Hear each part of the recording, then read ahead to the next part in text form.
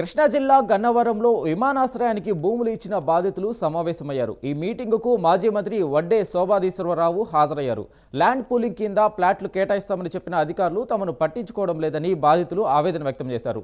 కోర్టును ఆశ్రయించినా న్యాయం జరగడం లేదని వాపోయారు. భూములు ఇచ్చిన రైతుల డిమాండ్లను వెంటనే పరిష్కరించాలని శోభాధీశ్వరరావు ప్రభుత్వాన్ని డిమాండ్ చేశారు.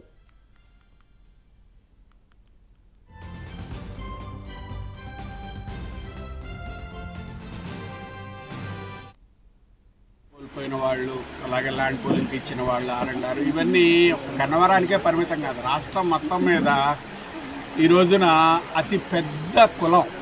ఒకప్పుడు కులాలని ఎస్సీ ఎస్టీ బీసీలని అవని ఇవని అనేవాళ్ళు. ఈ రోజున ఒకటే అతి పెద్ద కులం ఉంది, అదేంటంటే నిర్వాసితుల కులం. శ్రీకాకుళం నుంచి హిందూపూర్ దాకా ఎక్కడ చూసినా భూములు లాక్కోవటం, ఏదో ఇస్తామంటాం, వాళ్ళకి ఇవ్వకపోవటం, పాపం వాళ్ళ జీవనం అంతా కూడా అస్తవ్యస్తం అయిపోతుంది. ఇక ఈ గన్నవరం ఎయిర్పోర్ట్కి వస్తే ఫ్లాట్లు తీసుకున్నారు ఎయిర్పోర్ట్కి అని చెప్పి జీవో ఇచ్చారు, ఈరోజు దాకా ఏమి ఇవ్వలేదు. ఇల్లు కట్టేసుకోమని చెప్తున్నాను. మా సమస్యను పరిష్కరించలేనంత జటిలమైంది కాదు. మా డిమాండ్స్ అనేవి ఒక సత్యదూరమైనవి కావు. మా స్థలాలు ఎయిర్పోర్ట్ కావాల్సి వచ్చినప్పుడు మా స్థలానికి కింద స్థలం ఇమ్మని మేము ఒక్కటే డిమాండ్ అడిగాం. దీనికోసం ప్రభుత్వం నానా రకాలుగా మాటలు మారుస్తూ చివరికి నమ్మించి గొంతుకొస్తారంటారు కదా, ఆ విధంగా మా చేతిలో జీవో పెట్టి చేతులు దులిపేసుకుంటారు. ప్రజలు ఎన్నుకున్నటువంటి ఒక ప్రజాస్వామ్య ప్రభుత్వంలో ఈ విధంగా పరిస్థితులు కొనసాగుతూ ఉన్నాయి అని చెప్పి సిగ్గుపడాల్సినటువంటి పరిస్థితులు కూడా కనపడుతూ ఉన్నాయి.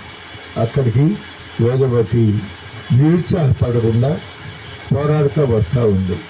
వాళ్ళ తాతగారు వెలవంచి శోభనాథులు గారని చెప్పి నేడూరు ఆ రోజుల్లో స్వాతంత్ర పోరాటం టైంలో శిస్తు చెల్లించొద్దు, శిస్తులు కట్టొద్దు అని నాయకులు ఇచ్చిన పిలుపును అనుసరించి ఆయన శోభనాథులు గారు శిస్తు కట్టడానికి నిరాకరించితే ఆ రోజుల్లో జమీందారు ఆయన సాగు చేస్తూ ఉన్నటువంటి భూమిని పూర్తిగా లాక్కుని ఆ కుటుంబానికి చాలా అన్యాయం చేసినప్పటికీ కూడా చెల్లించకుండా, అధైర్యపడకుండా, వెనకడుగు వేయకుండా